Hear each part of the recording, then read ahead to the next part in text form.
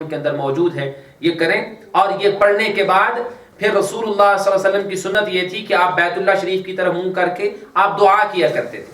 کوشش کریں وہاں جتنی بھی آپ دعا کر سکتے ہیں دعا کریں. پھر صفا پہاڑی سے اتر کے یا وہ ڈھلوان سی ہے وہاں سے اتر کے آپ جو ہے وہ مروہ کی طرف جائیں. یہ آپ کا ایک چکر ہوگا. پھر مروہ سے صفا کی طرف آئیں گے, یہ دوسرا ہو جائے گا. پھر صفا سے پھر مروہ کی طرف جائیں گے, تیسرا ہو جائے گا. تو اس طرح کرتے کرتے آپ کا 7واں چکر جو ہے وہ مروہ پہ ختم ہوگا. شروع آپ صفا سے کریں گے, ختم مروہ پہ کریں گے. مروہ کے بعد پھر وہاں سے جب آپ نکلیں گے تو پھر عمرے کا آخری حصہ جو ہے وہ ہے آپ کے بال کٹوانا. اگر آپ شیو کروا لیں تو اس کا اجر و ثواب زیادہ ہے, سر منڈوا لیں تو اس کا ثواب زیادہ ہے. لیکن اگر نہیں منڈوانا چاہتے تو آپ بال ضرور کٹوائیں. لیکن بال کٹوانے کے لیے ہے کہ پورے سر کے بال, مرد حضرات پورے سر کے بال تھوڑے تھوڑے کٹوائیں. یہ نہیں کہ ایک طرف سے تھوڑے سے کاٹ لیے اور کہیں کہ جی فرض نہ ہو گیا, یہ درست نہیں ہے. خواتین جو ہے وہ انگلی کے پوروں کے برابر, انگلی کے جو پورے ہیں اتنے برابر وہ اپنے سر کے بال اکٹھے کر کے پیچھے سے وہ کاٹ سکتے ہیں. اس کے بعد جو ہے وہ آپ جب یہ سارے آپ نے کام کر لیے تو آپ کا عمرہ مکمل ہے. اب اس کے بعد آپ حالت احرام میں نہیں ہیں. اگرچہ آپ نے احرام کی چادریں پہنی ہوئی ہیں, آپ ہوٹل میں جائیں گے وہاں جا کے نہائیں گے, لیکن آپ حالت احرام میں اب نہیں ہیں. اس کا مطلب کیا ہے کہ اگر کوئی ناخن اتارنا پڑتا ہے یا بال کٹوانے پڑتے ہیں اور یا اس کے بعد یہ ہے کہ خوشبو لگانی پڑتی ہے تو آپ استعمال کر سکتے ہیں. آپ حالت احرام میں اب نہیں رہے. یہ ہے عمرہ. اس کے بعد آپ نکل جائیں گے عمرے کی حالت احرام سے. پھر اس کے بعد آپ کو 8 تاریخ کو آپ کو احرام باندھنا ہوگا حج کا. 8 تاریخ ذوالحجہ کی صبح کے وقت ظہر سے پہلے کسی وقت آپ مینا میں پہنچیں. وہاں پہنچ کے ظہر, عصر, مغرب, عشاء اور آگے 9ویں تاریخ کی فجر جو ہے آپ وہاں مینا میں ادا کریں گے.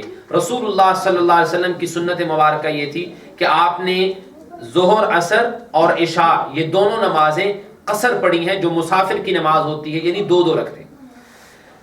اب اس میں ایک بات ذہن میں رکھنے کی ہے کہ مینا میں جب آپ وہاں پہنچے ہیں وہاں پہنچ کے کرنا کیا ہے, ہوتا کیا ہے. اصل میں اکثر لوگ وہاں پہنچ کے اپنا وقت وہ ضائع کرتے ہیں, حقیقی معنوں میں ضائع کرتے ہیں. وہ کہتے ہیں اب یہاں کچھ کرنا تو ہے نہیں, اب کیا کریں.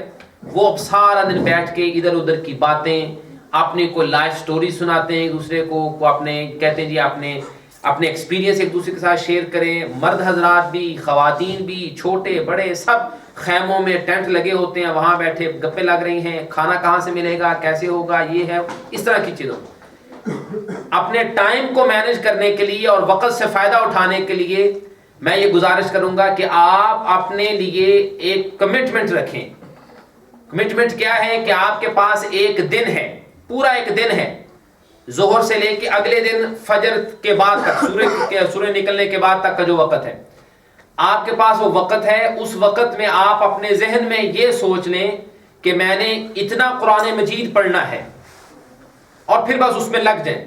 اپنے پاس موبائل فون ہے, ان میں آپ کے پاس قرآن مجید ہے یا پاکٹ سائز قرآن مجید ساتھ رکھیں تو اس کو اپنے پاس رکھیں اور اس کی تلاوت شروع کر دیں. یہ بہترین مصرف ہے اس وقت کا. اگر آپ قرآن مجید کی تلاوت نہیں کریں گے تو اس کا نقصان کیا ہوگا کہ آپ ادھر ادھر کی باتوں میں اپنا وقت ضائع کر دیں گے.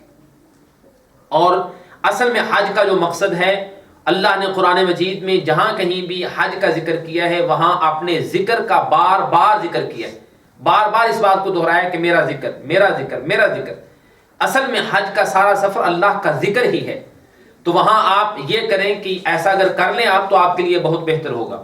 بہرحال 9ویں تاریخ کو آپ نے وہاں سے عرفات کی طرف جانا ہے. کوچز یا بسز وغیرہ آپ کو وہاں سے لے جائیں گی عرفات میں.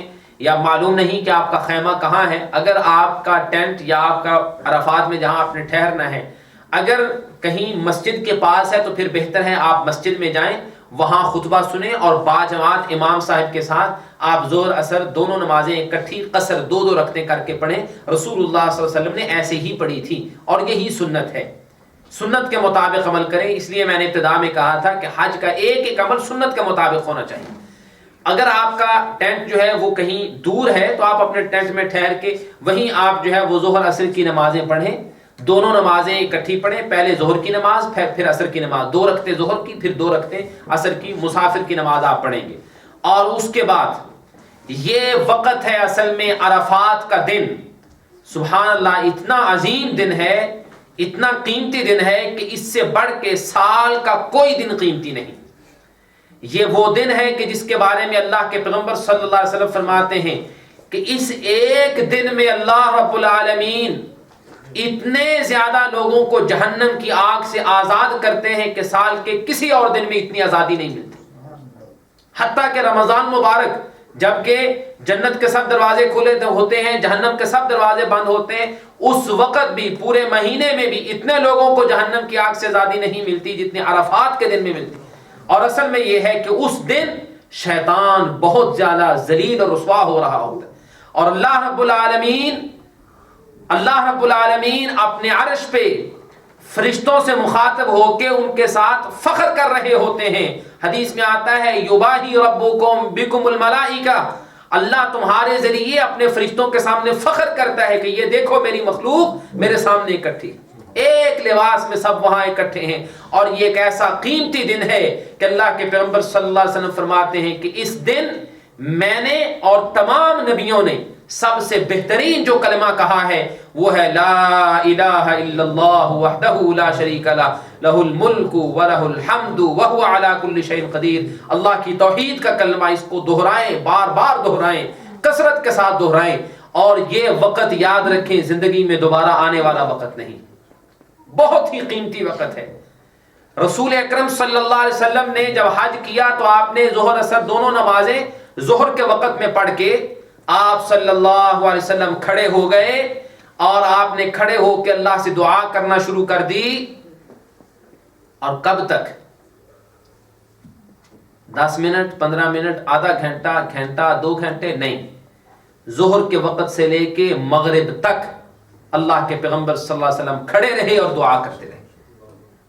ہم اگر حج کرنے جا رہے ہیں تو ذرا ہمت کریں، ذرا اپنے آپ کو ذہنی طور پہ تیار کر کے جائیں، اور یہ عہد کر کے جائیں کہ عرفہ کے دن میں میں نے سنت پہ عمل کرتے ہوئے میں نے کھڑے ہو کے دعا کرنی ہے۔ اور یہ سارا وقت اب ظہر سے لے کے عصر تک کم از کم 5 گھنٹے بن جاتے ہیں، تقریباً 5 گھنٹے 6 گھنٹے بن جاتے ہیں، اتنا وقت جو ہے دعا میں۔ اب آپ ذرا اندازہ کیجئے کہ اتنے وقت میں آپ اللہ سے مانگیں گے، کتنا مانگیں گے؟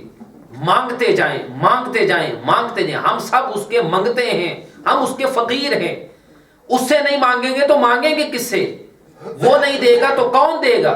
اس سے مانگیں، التجا کر کے، رو کے، گڑ گڑا کے، گناہوں کی معافی، اللہ سے شفا مانگیں، جو پریشانیاں ہیں ان کے دور ہونے کے اللہ سے دعا کریں، اپنے لیے، اپنی اولاد کے لیے، اپنے رشتہ داروں کے لیے، اپنے والدین کے لیے، پوری امت کے لیے، اور دنیا آخرت کی بھلائیاں اللہ سے مانگیں۔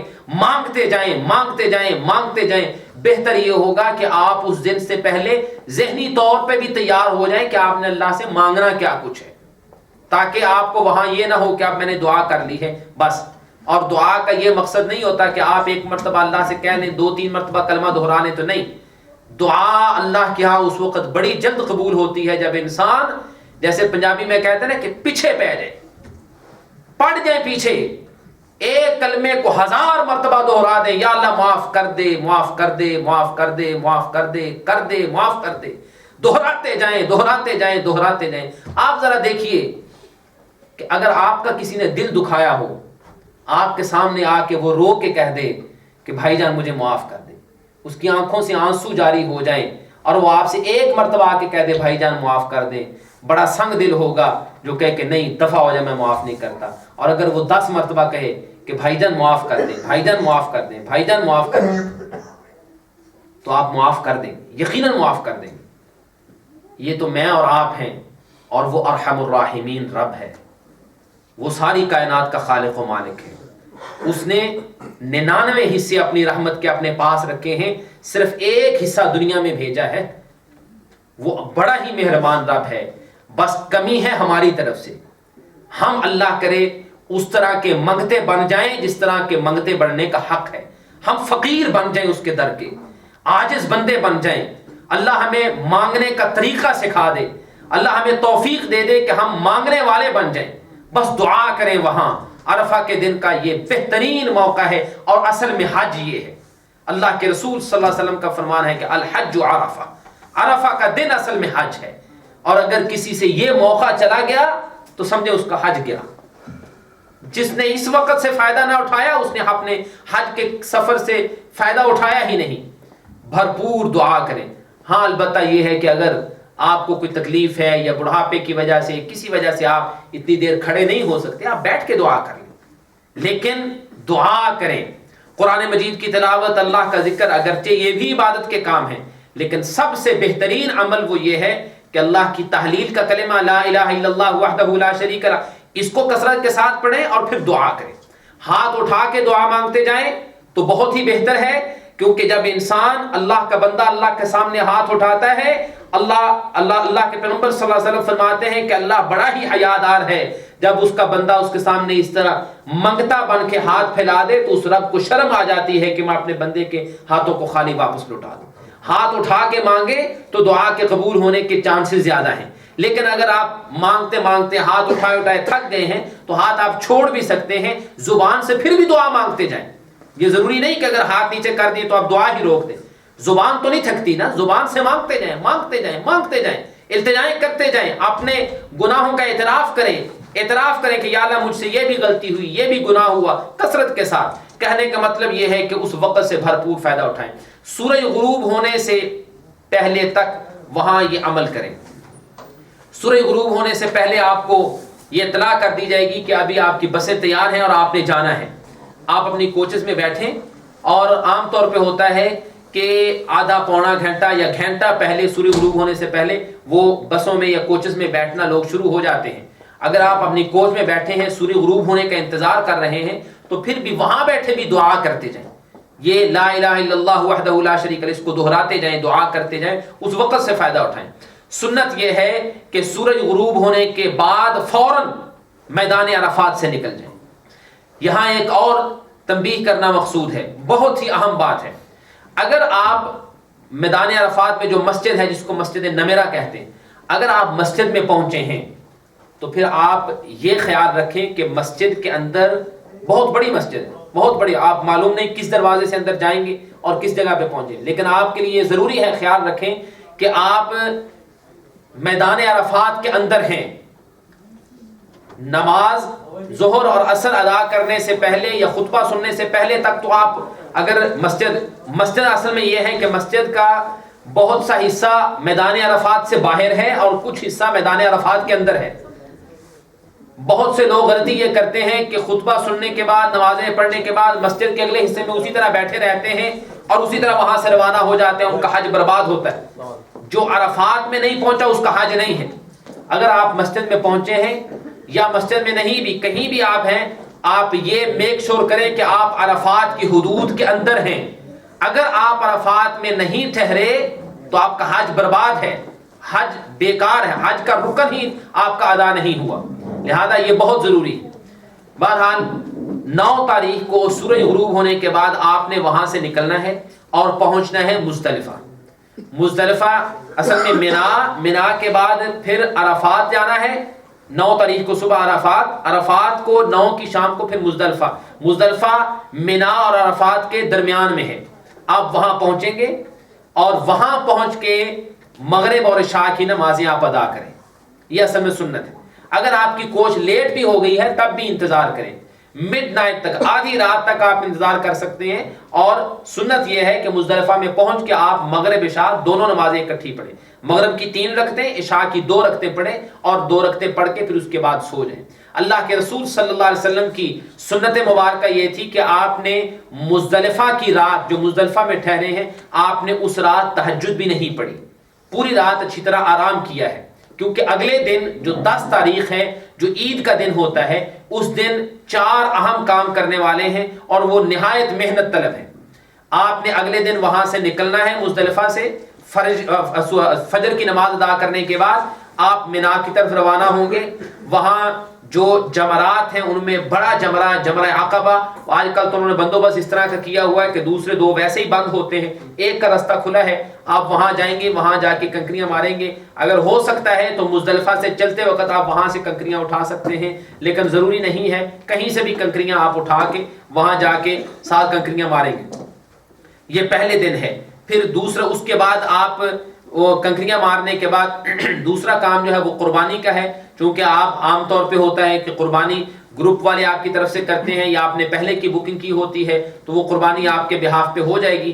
تیسرا کام ہے آپ کی حجامت کروائے، بال کٹوائیں، مرد حضرات جو ہیں وہ اپنے بال کا سر جو ہے وہ شیو کروا لیں یا کم از کم بال کٹوا لیں، اور خواتین وہ اسی طرح ایک پورے کے برابر جو ہے وہ اپنے بال کٹوا لیں پیچھے سے، اور پھر اس کے بعد طواف کے لیے جائیں۔ آج کل بہت زیادہ مشکل ہے، اس دن طواف کرنا اتنا مشکل ہو جاتا ہے کہ وہاں جان لیوا بس اوقات ثابت ہو سکتا ہے۔ اگر آپ کے لیے مشکل ہے، بہت زیادہ تنگی ہے وہاں مکہ مکرمہ میں پہنچنا اور وہاں جا کے طواف کرنا، تو آپ اس کو کچھ ڈیلے بھی کر سکتے ہیں، ڈیلے کر سکتے ہیں۔ آپ رات کے کسی حصے میں جا کے یا اگلے دن جا کے کر لیں، جو ایام ہیں تشریق کے، یعنی اگلے 2 دن کے اندر اندر کسی بھی وقت کر لیں، لیکن وہ اس کا حصہ ہے، اس کو ضرور ادا کریں، اس کو بھولیے نہیں۔ یہ 4 کام اصل میں کرنے والے ہیں۔ اس کے بعد کے 2 دن آپ نے منا میں ہی ٹھہرنا ہے۔ اب اصل میں منا میں ٹھہرنے کے 3 دن ہوتے ہیں، 10 تاریخ کا دن، 11 کا دن اور 12 کا دن۔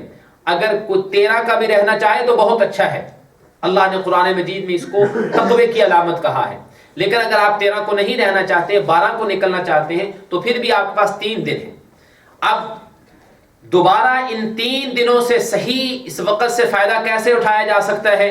اس کا سب سے بہترین طریقہ یہ ہے، رسول اکرم صلی اللہ علیہ وسلم کی حدیث کے مطابق قرآن مجید شروع سے لے کے آخر تک 3 دنوں میں مکمل کرنا چاہیے، یا کم از کم یہ کہہ لیں کہ اتنا وقت ہے۔ اگر آپ اللہ کے ساتھ وعدہ کر لیں، اور اگر آپ سمجھتے ہیں کہ صرف وعدے سے بات نہیں بنتی، آپ قسم بھی کھا سکتے ہیں اپنے لیے کہ اللہ کی قسم میں ان 3 دنوں میں پورا قرآن مکمل کروں گا۔ جب آپ کر لیں گے تو اس کا مطلب آپ کو اب پابندی کرنی پڑے گی۔ پابندی کریں گے کیا مطلب ہوگا؟ ایک دن میں آپ کو 10 پارے پڑھنے پڑیں گے، اور کام ہے وہاں کیا؟ اور کیا کام ہے؟ بجائے اس کے کہ فون کر کے بتائیں جی میں نے اب یہ کر لیا ہے، آدھا گھنٹہ، پونا گھنٹہ فون پہ کنورسیشن پہ لگے ہیں، آپ وہاں عبادت کرنے کے لیے گئے ہیں۔ اگر آپ اپنے آپ کو کمٹ کر لیں کہ میں 3 دنوں میں پورا قرآن مکمل کرنا ہے، تو سبحان اللہ آپ نے صحیح فائدہ اٹھا لیا اپنے وقت سے۔ 3 دنوں میں آپ کمٹ کر لیں اپنے۔ اگر کسی کے قرآن مجید پڑھنے میں دشواری ہے، وہ 10 نہیں، وہ 5 پارے ڈیلی پڑھ سکتا ہے، 5 پارے پڑھ لیں۔ اور اصل میں ویسے دیکھا جائے تو اگر آپ بہت آہستہ رفتار سے اگر قرآن مجید آپ پڑھتے ہیں تو عام طور پہ 45 منٹس یا 1 گھنٹے میں 1 پارہ آپ پڑھ سکتے ہیں، اور آپ کے پاس 24 گھنٹے ہیں، تو اگر آپ 1 گھنٹے میں بھی 1 پارہ پڑھیں تو 10 گھنٹوں میں 10 پارے ہو جائیں گے، آپ کے پاس پھر بھی 14 گھنٹے بچے ہوئے ہیں۔ ان میں آپ نماز بھی پڑھ سکتے ہیں، ان میں آپ کھانا بھی کھا سکتے ہیں، ان میں آپ جو ضرورت کی گفتگو ہے وہ بھی آپ کر سکتے ہیں، آپ ٹوائلٹ وغیرہ بھی استعمال کر سکتے ہیں، باقی میں وہ کر سکتے ہیں، لیکن اپنے ٹائم کو مینج ضرور کریں۔ اگر آپ یہ نہیں کریں گے تو آپ کا بہت سا وقت ضائع ہوگا، اور ہو سکتا ہے آپ اس کے بعد پھر دکھ ہو۔ اگر آپ اس سے فائدہ اٹھا لیں گے تو آپ کو دکھ نہیں ہوگا، آپ کو خوشی ہوگی، اور آپ دیکھیں گے کہ آپ کے ایمان میں اضافہ کتنا ہوا ہے۔ بہرحال یہ 3 دن مکمل کرنے کے بعد یہ ٹوٹل 5 دن ہو جاتے ہیں، 8 9 10 11 12، کم از کم 5 دن، اور 6واں دن وہ آپشنل ہے، اگر وہ کرنا چاہیں تو یہ حج کے دن ہے۔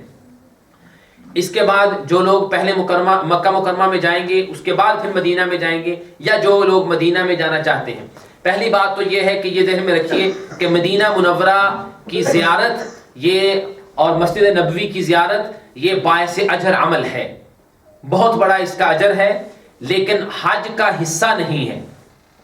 اگر کوئی وہاں جائے اس کو جان بوجھ کے اس سے محروم نہیں ہونا چاہیے، بلکہ میں تو یہ کہتا ہوں اگر وہاں جا کے بھی وہ مدینہ منورہ نہ جائے تو اس کی بہت بڑی بد نصیبی اور محرومی ہے۔ لیکن ایک شرعی مسئلہ یہ ہے کہ مدینہ منورہ کی زیارت حج کا حصہ نہیں ہے۔ اگر آپ وہاں جاتے ہیں تو الحمدللہ بہت اچھا ہے، اور ایفرٹس کرنی چاہیے، کوشش کرنی چاہیے آپ وہاں جائیں۔ مدینہ منورہ میں جا کے کیا کرنا ہے؟ اب وہاں عام طور پہ لوگ سمجھتے ہیں کہ بھی اب یہاں تو اور کوئی کام نہیں ہے سوائے نمازیں پڑھنے کے، اور ہمارے ہاں جو عام معروف بات ہے کہ 40 نمازیں وہاں پوری کرنی ہیں، بس وہی ہے، اور اس کے علاوہ کوئی کام نہیں ہے۔ اب کیا کریں؟ لوگ شاپنگ میں ادھر ادھر، یہ عجیب بات ہے، یہ حقیقت ہے، قطعی طور پہ یہ سمجھ میں نہیں آتا کہ وہاں جا کے شاپنگ میں وقت لگانا یہ بالکل فضول حرکت۔ کون سی چیز ہے جو یہاں آپ کو میسر نہیں؟ زیادہ سے زیادہ آپ کو شاپنگ کرنی ہے تو کیا ہے؟ کھجوریں وہاں سے لینی ہے، وہ تو یعنی آدھے پونے گھنٹے کا یا 1 گھنٹے کا کام ہے، لیں ختم. لیکن وہاں جا کے یہ بھی چیز لیں، فلاں کے گفٹ وغیرہ لے کے جاتے ہیں، اپنے فلانے کے لیے یہ گفٹ لینا ہے. یہ اصل میں وہ چیزیں ہیں جو ہم نے خود بخود اپنے لیے تکلف بنایا ہے. پیسہ بھی اس پہ لگتا ہے، وقت بھی ضائع ہوتا ہے، اور فائدہ بھی اس کا کچھ نہیں ہوتا. لہذا میں تو پرسنلی یہ ایڈوائز کروں گا کہ آپ ان چیزوں میں نہ پڑیں. جو کام کرنے کے لیے گئے ہیں وہ کام کریں اور وقت سے صحیح فائدہ اٹھائیں. مدینہ منورہ میں عرض کرنے لگا تھا کہ وہاں پہنچ کے لوگ سمجھتے ہیں کہ نمازیں پڑھنی اور کچھ ہے نہیں اور کیا کریں. وہاں پھر یہی بات ہے کہ آپ وہاں 5 دن 6 دن 7 دن جتنے دن بھی رہتے ہیں، آپ پھر اپنے آپ کو کمٹ کریں. دیکھیے ذرا تصور کریں کہ آپ مدینہ منورہ میں گئے کس کے پاس ہیں، آپ پہنچے کس جگہ پہ ہیں. اللہ کی دھرتی پہ مکہ مکرمہ کے بعد سب سے افضل ترین جگہ مدینہ منورہ ہے. میرے اور آپ کے حبیب محمد الرسول اللہ صلی اللہ علیہ وسلم کا شہر ہے. اس شہر کی کیا فضیلت ہے، اس کا کیا مقام ہے، ہم شاید اس کا اندازہ بھی نہیں کر سکتے. وہاں پہنچے ہیں، اب اس تصور کو ذرا ذہن میں لائیے کہ آپ دیار حبیب میں ہیں، اللہ کے پیغمبر صلی اللہ علیہ وسلم کے شہر میں ہیں، جس پیغمبر نے میرے اور آپ کے لیے بہت سی تکلیفیں اٹھائی تھیں. اس پیغمبر کا ہمارے اوپر کچھ حق ہے یا نہیں؟ بہت بڑا حق، بہت بڑا حق ہے. اللہ کی مخلوق میں سب سے زیادہ حق ہمارے اوپر اگر کسی کا ہے تو ہمارے پیارے حبیب محمد الرسول اللہ صلی اللہ علیہ وسلم کا ہے. اور اللہ کے رسول صلی اللہ علیہ وسلم کا حق بہت سے حق ہیں. آپ کی اطاعت فرما برداری آپ کا ہمارے اوپر حق ہے. آپ کی عزت تکریم ہمارے اوپر آپ کا حق ہے. جو آپ کے حقوق ہیں ان میں ایک بہت بڑا حق یہ ہے کہ ایک سچا مسلمان اپنی زبان کو پیارے پیغمبر صلی اللہ علیہ وسلم کے پر درود پڑھنے کے ساتھ تر رکھے. اور مدینہ منورہ میں پہنچ کے اس سے بہترین عمل اور کوئی نہیں ہو سکتا. آپ کمٹ کر لیں اپنے آپ کو کہ میں مدینہ منورہ میں جتنے دن رہوں گا میں نے اتنا درود پڑھنا ہے، اتنا درود پڑھنا ہے کہ میں نے زندگی میں کبھی اتنا درود نہ پڑھا. اور اگر آپ اپنے ذہن میں ایک فگر سوچ لیں کہ آپ نے ڈیلی بیسس پہ آپ نے اتنا درود پڑھنا ہے تو یہ بہت ہی عمدہ ہو جائے گا. مثال کے طور پہ آپ یہ ذہن میں سوچ لیں کہ میں نے ایک دن میں 1000 مرتبہ درود پڑھنا ہے، اور درود بھی وہ پڑھیں جو اللہ کے پیغمبر صلی اللہ علیہ وسلم نے خود سکھایا ہے. افضل درود جو ہم نماز میں پڑھتے ہیں جسے درود ابراہیمی کہتے ہیں، اللہم صلی علی محمد وعلی آل محمد کما صلیت علی ابراہیم وعلی آل ابراہیم انک حمید مجید. اللہم بارک علی محمد وعلی آل محمد کما بارکت علی ابراہیم وعلی آل ابراہیم انک حمید مجید. اب آپ ذرا دیکھیے کہ ایک دن میں اگر 1000 مرتبہ آپ یہ درود پڑھنا شروع کر دیں تو آپ وقت سے بہترین فائدہ بھی اٹھائیں گے، اور اس کی برکتیں آپ کو اتنی ملیں گی کہ آپ پڑھنے سے پہلے اس کا تصور ہی نہیں کر سکتے. مجھے ابھی قریب میں ایک آدمی نے یہ بات بتائی ہے کہ میں نے وہاں جا کے یہی عمل کیا ہے. جتنے دن میں مدینہ منورہ میں رہا ہوں میں نے درود بس صبح و شام یہی پڑھا ہے. میں نے کہا کہ مدینہ منورہ میں رہتے ہوئے اس سے بہترین عمل، اور خاص طور پہ اللہ کے رسول صلی اللہ علیہ وسلم کے لیے اس سے بہتر گفٹ کوئی نہیں ہو سکتا. جس پیغمبر نے ہمارے لیے یہ کچھ کیا ہے اس پیغمبر کا ہمارے اوپر حق ہے. اور ویسے بھی درود پڑھنا ہر مسلمان پہ فرض تو ہے ہی، لیکن وہاں اتنی کثرت کے ساتھ پڑھیں کہ آپ نے زندگی میں کبھی اتنا نہ پڑھا. وہ بھائی کہتے ہیں کہ میں نے وہاں یہ کمٹ کر لیا اور میں روزانہ تقریباً 1000 مرتبہ یہ اس کے قریب اس کے کم و بیش اس کے قریب میں پڑھا کرتا تھا. اور اس کی برکت کیا ہوئی، برکت اس کی کیا ہوئی ذرا سوچئے. فرماتے ہیں کہ چند دن کے بعد میں نے خواب میں رسول اکرم صلی اللہ علیہ وسلم کی زیارت کر لی، اور اللہ کے رسول صلی اللہ علیہ وسلم نے فرمایا اس آدمی کا نام لے کے کہ آپ کی دعوت قبول ہو گئی ہے. اب ذرا دیکھیے کہ ایک مسلمان کے لیے اس سے بڑھ کے اور کیا ہو سکتا ہے، کیا ہو سکتا ہے. اللہ کے پیغمبر صلی اللہ علیہ وسلم کی حدیث ہے صحیح مسلم شریف میں، آپ نے فرمایا کہ میرے ساتھ سب سے زیادہ محبت کرنے والے وہ لوگ ہوں گے جو میرے بعد آئیں گے اور جن کے دلوں میں یہ خواہش ہوگی کہ ہم اپنے پیغمبر صلی اللہ علیہ وسلم کو دیکھیں، اور اگر ان کو اپنی جانیں قربان کر کے بھی مجھے دیکھنا پڑے تو وہ یہ کچھ کرنے کے لیے بھی تیار ہو جائیں, اللہ کرے ہم ان میں ہو جائیں. اور ایک سچے مسلمان کے لیے یہ زندگی کی بہت بڑی نعمت ہے کہ وہ اللہ کے پیغمبر صلی اللہ علیہ وسلم کی زیارت کر لے. تو کہنے کا مطلب یہ ہے کہ مدینہ منورہ میں پہنچ کے بھی آپ کوشش کریں کہ اپنے وقت سے بھرپور فائدہ اٹھائیں اور اپنا وقت زیادہ سے زیادہ وہ درود شریف پڑھنے میں لگائیں. اور اس کے علاوہ باقی جو نیکی کے کام ہیں, جو اللہ کا ذکر ہے, قرآن مجید کی تلاوت ہے, وہ بھی ساتھ ساتھ کرتے جائیں. اور دونوں جگہ پہ, مکہ مکرمہ میں, مدینہ منورہ میں, دونوں جگہوں پہ چونکہ نمازیں پڑھنے کا اجر و ثواب بہت زیادہ ہے. مکہ مکرمہ میں ایک نماز 1,00,000 نماز سے زیادہ اس کا اجر و ثواب ہے. مدینہ منورہ میں صحیح بخاری شریف کی حدیث کے مطابق 1,000 نماز پڑھنے سے زیادہ اس کا اجر و ثواب ہے. جتنے بھی وہاں نوافل پڑھ سکتے ہیں کوشش کریں کثرت کے ساتھ پڑھیں, نوافل بھی پڑھیں, اللہ کے رسول صلی اللہ علیہ وسلم پہ درود بھی پڑھیں. مکہ مکرمہ میں ہیں تو وقت سے فائدہ اٹھائیں, طواف بھی کریں, یہ عبادت میں اپنا وقت زیادہ سے زیادہ لگائیں. اللہ سے دعا ہے کہ اللہ ہمیں اس سفر سے صحیح معنوں میں فائدہ اٹھانے کی توفیق دے, اور اللہ رب العالمین آپ کے اس حج کو وہ حج بنا دے جس کے بدلے اللہ نے جنت لکھ دینی ہے, اور اللہ اس حج کو وہ حج بنا دے کہ جس کے ذریعے پچھلی زندگی کے سارے گناہ اس طرح معاف ہو جاتے ہیں اور انسان پاک صاف ہو جاتا ہے جس طرح آج ہی ماں کے پیٹ سے پیدا ہوا ہے. اللہ سمجھنے اور عمل کرنے کی توفیق عطا فرمائے. ومعلم البلاغ. اگر آپ کو ابھی یا سفر کے دوران سوال کی ضرورت ہو تو آپ کے جو لیڈر ہیں اور خاص طور پہ ہمارے نوید بھائی آپ کے ساتھ موجود ہوں گے, تو جہاں کہیں بھی آپ کو ضرورت ہوگی اسلامی کویسچنز وغیرہ کی تو آپ ان سے سوال کر سکتے ہیں, اور بھی انشاءاللہ معلمین حضرات آپ کے ساتھ ہوں گے.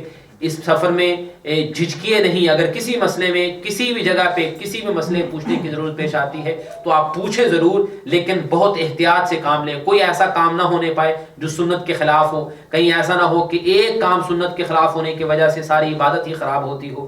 بے کوشش کریں کہ ایک ایک کام سنت کے مطابق ہو اور پوچھ کے کرتے جائیں. اللہ رب العالمین قبول کرنے والا ہے, اس سے دعا ہے کہ وہ ہماری محنتوں کو اور ٹوٹی پھوٹی عبادتوں کو اللہ قبول کر لے. اصل میں تو ہمیں جنت ملنی ہے اس کی رحمت سے, ہماری تو کوشش ہے, اور اللہ کی توفیق کے بغیر انسان نہ گناہ سے بچ سکتا ہے نہ اس کی توفیق کے بغیر کوئی نیکی کر سکتا ہے. اللہ ہمیں نیکیاں کرنے کی توفیق دے, گناہوں سے بچنے کی توفیق دے. وما علیہ البلاغ.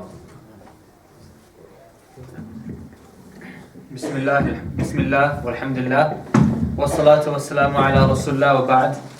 First, I'd like to thank Sheikh Skala for giving us this inspiring lecture and telling us how to perform Hajj and how we should benefit in our time when we're there in terms of worshipping Allah, remembering Allah, being patient with each other. I'm not going to take much of your time, but there's a few very important announcements that I need to make.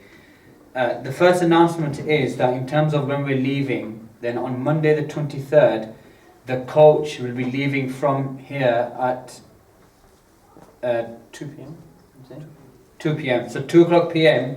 the coach will be leaving from here, so make sure you're early. It's leaving from outside the office, which you all know where it is. The actual flight from London, from Heathrow, is 10:30 p.m. and we're traveling British Airways. And then the second announcement is that our flight from 10:30 p.m. is going to arrive in Jeddah.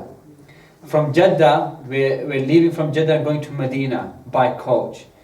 Now, like the Sheikh mentioned, normal timings from going from Jeddah to Medina is maybe 3-4 hours, 4-5 hours. During the time of Hajj, this could take anywhere up to 10 hours. And it's not something which is in our hands or anybody's hands. So here we need to have patience. And complaining or asking us, even us complaining, is nothing we can do about it. So here we have to be patient. Remember, you have 3, 4, 5 million people in a small place. So obviously anything which would take 2 hours is going to take 5 hours. Anything which would take 5 hours is going to take 10 hours.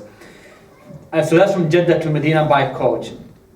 We're staying in Medina for about 7 days or 7 nights, and then we're leaving from Medina to Mecca. In Mecca we're staying for 7 days before Hajj. 9 days. 9 days in Mecca. In In a hotel, yeah. a hotel. The hotel in Medina, alhamdulillah, we've chosen a very good hotel. And similarly in Mecca, we've chosen a very good hotel. The Sheikh mentioned that you need to be patient during your stay. And when things go wrong, that you don't complain too much. This doesn't mean we're planning for anything to go wrong. We're planning and we're hoping and praying that you have a perfect Hajj without any problem. This is what we're hoping and planning. and that you get everything that which we've promised you. But obviously in these type of situations, sometimes things do go wrong. Be patient, but at the same time do come and speak to us. If there's anything that you need help with, if there's anything that you're not happy with, if there's any suggestions that you have, if there's any problems or doubts that you have, please do come and speak to us, and we'll try our best to help you if it's possible for us to do so. From Mecca we go to an area between Mecca and Mina called Aziziyah.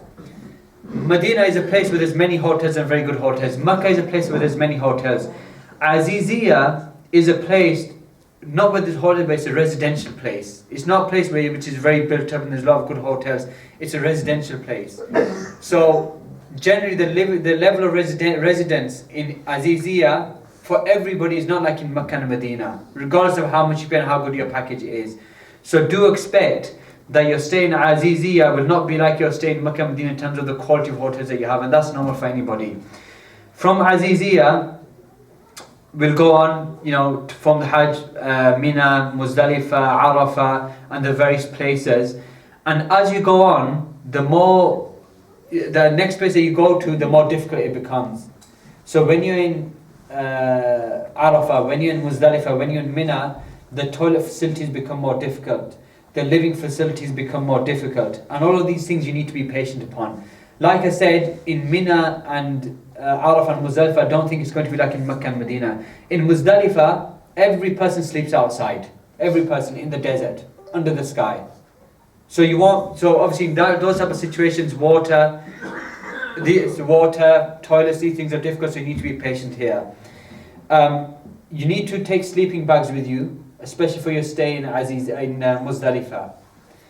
And the brother informed me that it's better for you to buy your sleeping bags when you're in Medina, because they're cheaper there. But if you've got sleeping bags that you want to take with you, and you can fit them into your luggage, there's no problem taking your sleeping bags with you. The third announcement is, the Sheikh mentioned some of the rulings of fiqh when it comes to Hajj and Umrah. And like he said, you won't be able to understand everything now. You won't memorize everything now. Do take books with you. Do take English or the books with you. But at the same time, we're going to try our best at every stage of Hajj we'll stop and we'll explain to you the rulings. So when it comes for the time of making ihram, we'll be there and I'll explain to you in English how to put the ihram on or what the rulings of ihram. Maybe every single day we'll give a small piece of reminder and some information about what are our actions today. Even in Medina, where we're going, what is the ziyarah that we're going to do today, what can we go and visit when we're in Medina. The Sheikh mentioned, may Allah reward him, that don't waste too much time when you're in Medina, shopping, going here, going there. But if there is something that you need to do, if you need to go to the pharmacy, you need to go to a hospital, you need to buy something, you need to buy dates, we'll be there to help you. You can always approach us. If you want to buy dates, we'll come and we'll help you in buying dates and things like this. Now the brother is going to give out SIM cards. No, at the end. At the end of the lecture. At the end of the lecture, SIM cards will be given to you with Saudi numbers, and you'll each get a SIM card. You'll also get like an ID badge or a name tag that you keep with you when you're there. Obviously take them with you and don't forget them. On the back of the ID card, you'll find numbers of Umar and Sharif. No, it's mine. It's Umar's number on his Saudi mobile number.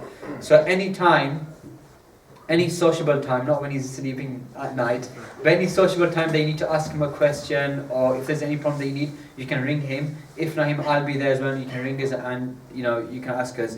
In terms of the point of contact, if there's any problem, any questions, then myself, I'll be going with you, Umar, and also brother Sharif, who's over there. Give everybody a wave, Sharif.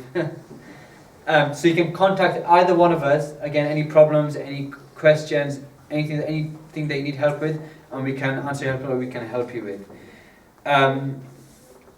We'll also be giving you bags, like those gym bags that you can put your shoes in. We'll give you them now after the lecture, inshallah. And again, you take them with you, keep them with you in Makkah, Medina. When you enter the masjid, you can put your shoes in the bags and carry them with you. In terms of the qurbani, the sacrifice that you offer, then it's estimated that the price is going to be between £70 and £80, somewhere between them. And that will sort out when we're in Makkah or when we're in Medina. When we're in Medina, we'll approach you all, or you can approach us, and we'll sort out the qurbani and the cost for qurbani. Also similar to that is Zamzam. If any of you want to get Zamzam sent to Britain, then we'll be there. We'll take those details off you in Medina, and we'll make sure that the Zamzam water is sent from Saudi all the way to your home base here in the UK.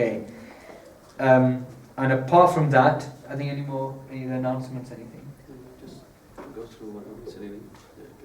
What about bringing water? 10 liters. Yeah, you have 10. There's 10 litre water that you can take with you, which is like free or included in the luggage. But there will be a facility to send your water to straight to your address. In terms of what the Sheikh's gone through, I think most of them have understood. There are a few people they want to say in English as well.